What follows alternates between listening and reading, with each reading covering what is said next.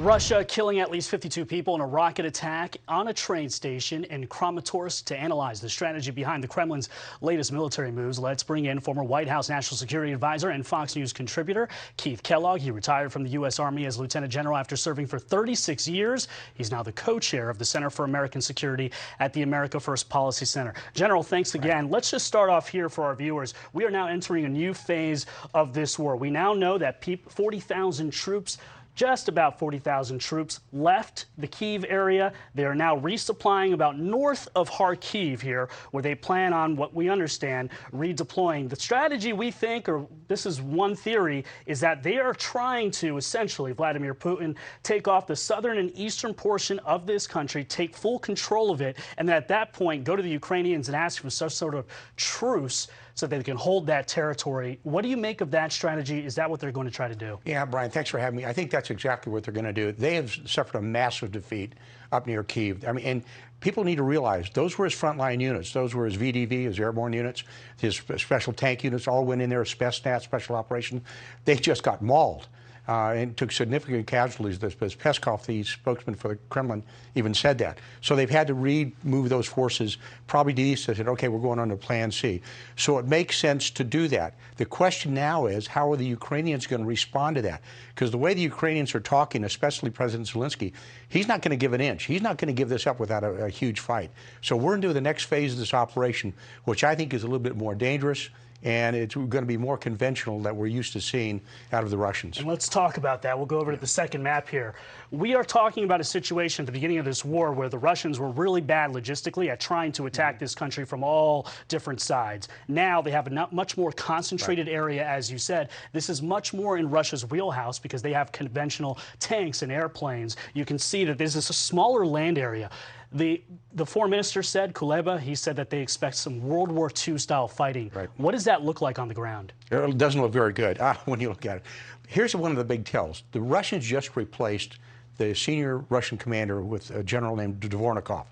Dvornikov was the first Russian commander into Syria.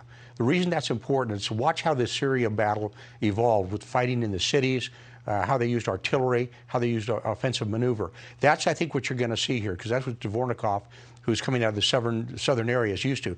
Now, the Ukrainians need to counter that, and I think they need to counter it by fighting very smartly. And what I mean by that, attacking and counterattacking in the correct places. They can't mass on that entire area. They don't have the troops to do it. So the Ukrainians are going to have to pick their fight very carefully. If I was going to pick it, I'd pick it in the south. I would say, let's go and cut off Crimea. Then you force the Russians to react to you. And let's go to the south. We now know that the Russians are attacking the cruise missile attacks from the Black Sea here to Mariupol. We know that they've also attacked Mykolaiv, and there's also some fighting in both of those areas. Odessa. There is a curfew that goes into effect tonight until Monday. That is a huge port here. What can be done? What can we do to help them fight the southern attack here, especially from the ocean? Yeah, and that's one of the big questions. We need to keep pushing a lot more equipment to them. We're not. We're kind of saying we're reactive. Well, NATO's doing a great job. Of course NATO's doing a good job. Of course we've reinforced NATO.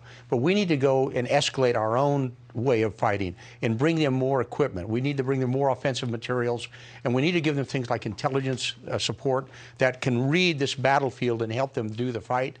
We also should bring in a much more advanced artillery like multiple rocket launch systems. And we talked about this. This is the S-300. This is an air defense system that was brought over from Slovakia. It's Soviet-made.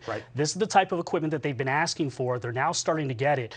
Do you think we can get them enough Patriot missile systems or S-300s to really win this next phase? Yeah, the S-300s are great because it gives you like an iron umbrella over your populated areas. I think that's important. I still don't know why we haven't given them the MiGs out of Poland. There are 29 MiGs. Doesn't sound like a lot, but that would add 1/3 of their Air Force.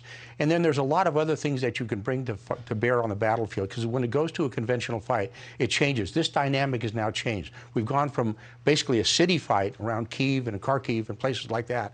We're now going to a much more open warfare. So they have to think like that, and they have to adapt to it. Do they have enough weapons, the airplanes and the tanks that they're asking for? Zelensky and the Ukrainians want more of these conventional warfare type weapons. Do they have enough currently right now to sustain this next phase? Yeah, it's a great question. I have to go back in my days when I was fighting. I would always carry a lot more ammunition than I thought I would needed.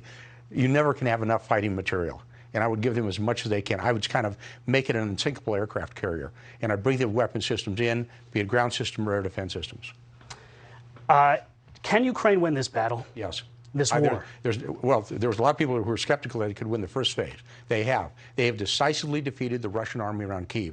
They tried to decapitate the government, didn't work. They tried to take the city of Kyiv, didn't work. So now what they're doing, and you called it correctly, they're trying to consolidate the Russians. They're starting to consolidate their gains on the east, and the Ukrainians can't let them do it. So, but the Ukrainians are going to have to go on the offensive somewhere in that to force the Russians to go on the defensive. But what NATO and the rest of the West needs to do, we need to give them every bit of support we can possibly give them.